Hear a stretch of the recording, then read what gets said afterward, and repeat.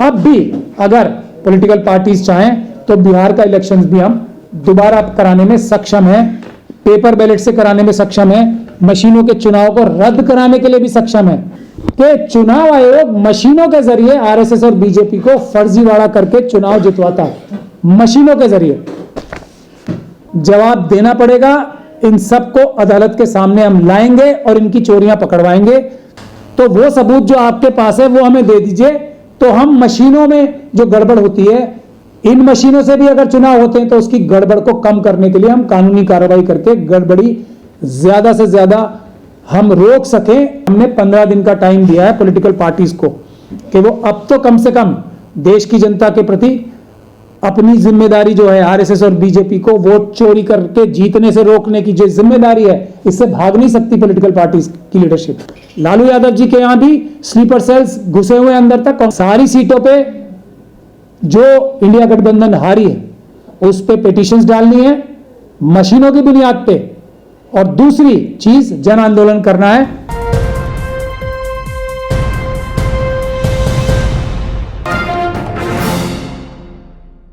दो महत्वपूर्ण चीजें हैं जो मैं आपकी संज्ञान में लाना चाहता हूं अभी, लेकिन मुझे यह गर्व है कि एक ईमान वाले अंबेडकरवादी की हैसियत से हम लोगों ने, हमारी छोटी सी टीम ने अपना जो संघर्ष था जारी रखा, सड़कों पे भी और अदालतों में भी। और हम काफी हद तक इतना मटेरियल इकट्ठा कर चुके हैं कि अब भी अगर पॉलिटिकल पार्टीज चाहें तो बिहार का इलेक्शंस भी हम दोबारा कराने में सक्षम हैं, पेपर बैलेट से कराने में सक्षम है, मशीनों के चुनाव को रद्द कराने के लिए भी सक्षम है। इसी बात को बताने के लिए मैंने आज ये आप लोगों को तकलीफ दी है। पिछली कुछ चीजें याद दिला दूं मैं आपको। हमने ये ऑर्डर लिया था हाई कोर्ट से कि सभी सीटों पे वीडियोग्राफी सुरक्षित रखी जाएगी, कराई भी जाएगी और सुरक्षित भी रखी जाएगी सभी चुनावों में। फर्स्ट लेवल ऑफ चेकिंग से लेके एफएलसी से लेके चुनाव के बाद जब पेपर जो मशीनें होती हैं वो सुरक्षित रख ली जाती हैं, उसकी वो सुरक्षित रखी जाएंगी और कराई भी जाएगी वीडियोग्राफी और सीसीटीवी फुटेज।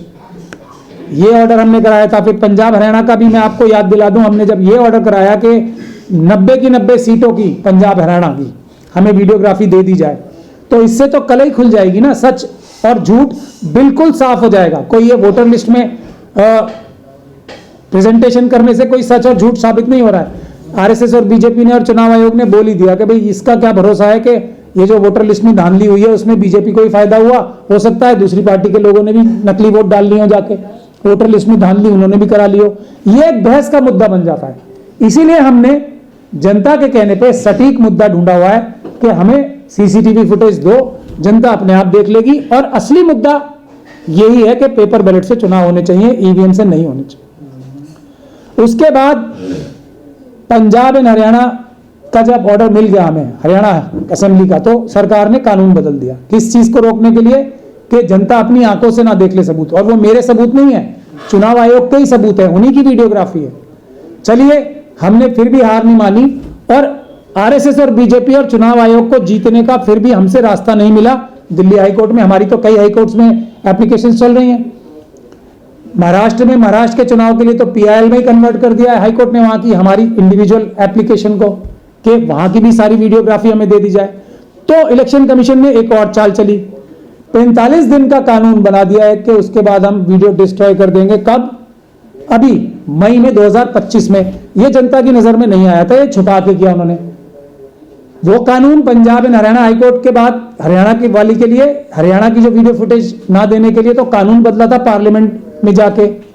ये छुपे छुपे बदल दिया, चोरी छुपे बदल दिया कानून, किसी को पता ही नहीं। लेकिन फिर भी इन्हें भरोसा नहीं आया कि ये अब भी दिल्ली हाईकोर्ट से हार तो नहीं जाएंगे हमसे। हमारे पिटीशन में कहीं दिल्ली की इन्हें देनी तो नहीं पड़ेगी वीडियोग्राफी, और उससे ये कहीं रंगे हाथों नहीं पकड़े जाएंगे। तो उन्होंने एक और काम किया, बहुत बड़े सीनियर एडवोकेट को एक लाए और ये बोला, और मैं इसको थोड़ा अपने अंदाज में कहना चाहता हूं कि हाँ, इलेक्शन कमीशन चोर है। इसीलिए जो आप सबूत मांग रहे थे ना कि दिखा दो ईमानदारी से हुए चुनाव मशीनों से या बेईमानी से, वो हमने डिस्ट्रॉय कर दिए। ये तो वकील साहब ने नहीं कहा कि इलेक्शन कमीशन चोर है, लेकिन उसका मतलब तो यही है ना, सबूत कौन मिटाता है? अगर किसी के पास चोरी का सामान रखा हो तो वो उसे डिस्ट्रॉय करता है ना। लेकिन चुनाव आयोग ये भूल गया कि उसका सामना अंबेडकरवादियों से हुआ हुआ।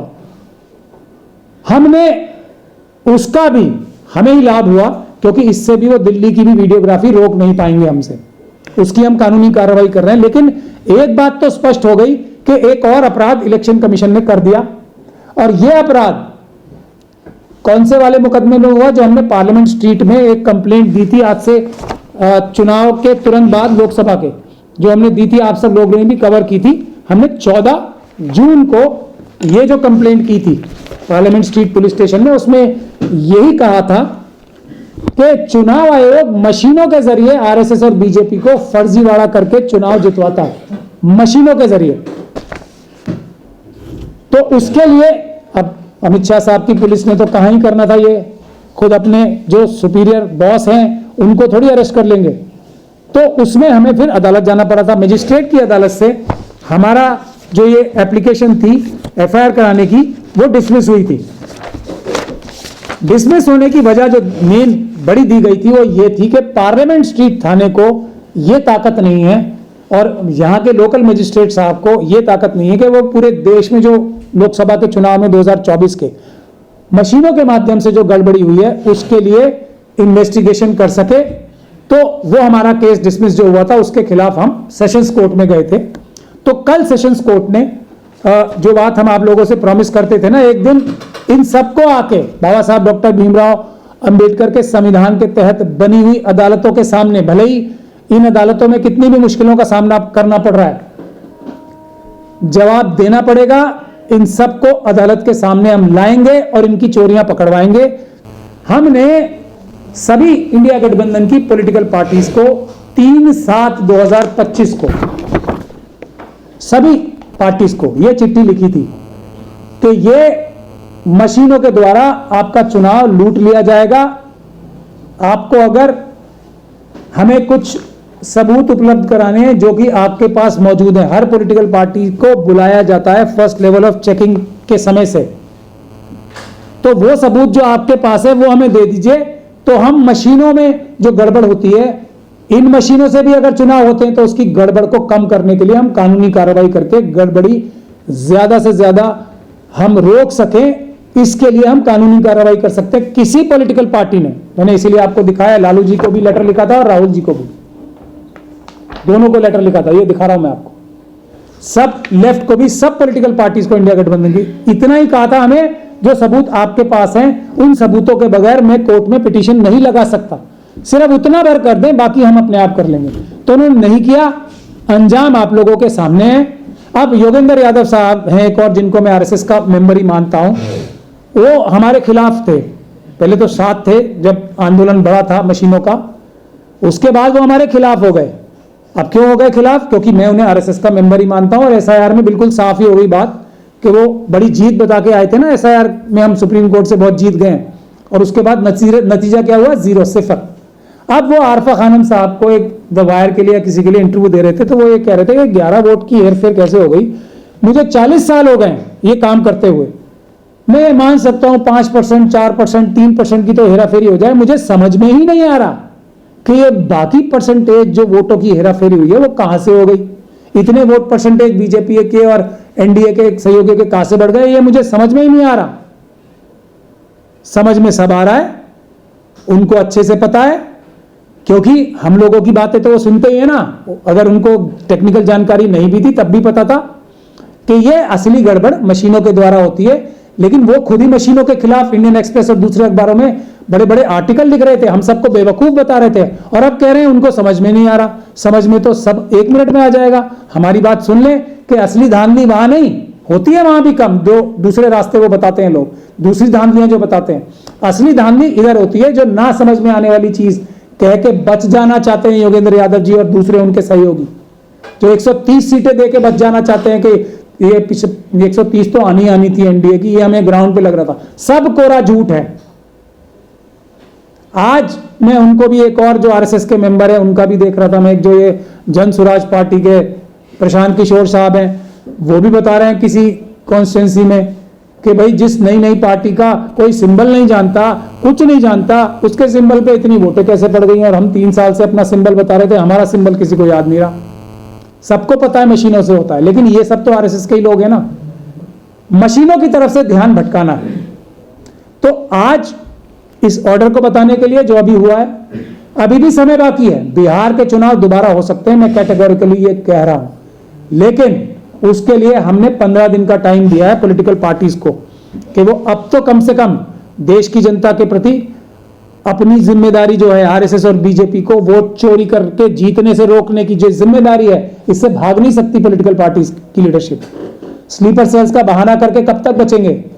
और बिल्कुल स्लीपर सेल्स को अगर वो निकालने में कामयाब नहीं है तो वो अक्षम है अपनी पार्टी को ठीक से चलाने में। लालू यादव जी के यहां भी स्लीपर सेल्स घुसे हुए अंदर तक। कांग्रेस के लिए भी तो मैं बता ही चुका हूं। खुद जो बीएसपी पार्टी है, अभी यूपी के चुनाव आ रहे हैं, मैं आपको गारंटी देता हूं, ये अखिलेश यादव जी जो बोल रहे हैं ना कि अगर वो लोग 90% स्ट्राइक रेट है तो हम भी 90% स्ट्राइक रेट कराएंगे। 90% स्ट्राइक रेट जरूर होगा आपके हारने का। अखिलेश यादव जी मेरी बात याद कर लीजिएगा, बाद में जैसे मैं चिट्ठियां लिख लिख के बता रहा हूं ना इन्हें पहले से कि ये होने जा रहा है। आप बीजेपी यूपी के चुनाव में 400 पार भी कर सकती है और आने वाले लोकसभा के चुनाव में 500 पार भी कर सकती है।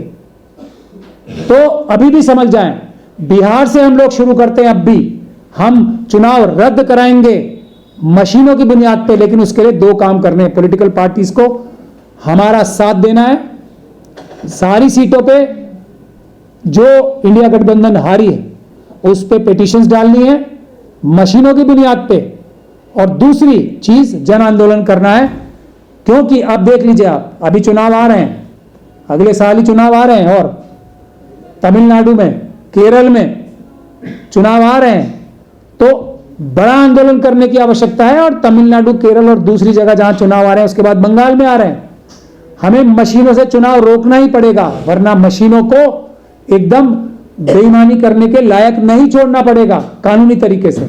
उसका और कोई रास्ता नहीं है।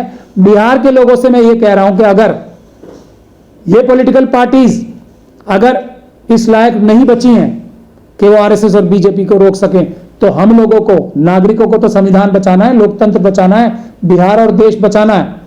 तो अगर अगले 15 दिन तक, 15 दिन में से 3 दिन तो चले गए, अगर ये पॉलिटिकल पार्टीज इन चीजों के लिए तैयार नहीं होती, स्लीपर सेल्स को नहीं निकालती, आंदोलन के लिए तैयार नहीं होती, बिहार के कानूनी कार्रवाई करने के लिए, सारा इलेक्शन रद्द कराने के लिए, एक एक कॉन्स्टिट्यूंसी पे अलग अलग केस डालने के लिए तैयार नहीं होती इनके कैंडिडेट्स, तो हर एक वोटर का यह हक है, हर एक असेंबली कॉन्स्टिट्यूंसी, हर एक विधानसभा की सीट के वोटर का भी अधिकार है कि वो भी इलेक्शन पिटीशन डालकर इलेक्शन रद्द करा सकता है। ये बाबा साहब ने बहुत सोच समझ के अधिकार, ये वाला एक वोट का और वोट बचाने का, अगर दोनों पार्टियां भी मिल जाएं, विपक्ष और पक्ष दोनों भी मिल जाएं, तब भी नागरिक का हक, क्योंकि कार्टेलाइजेशन होती है ना, आपस में बांट लो, लूट का माल है।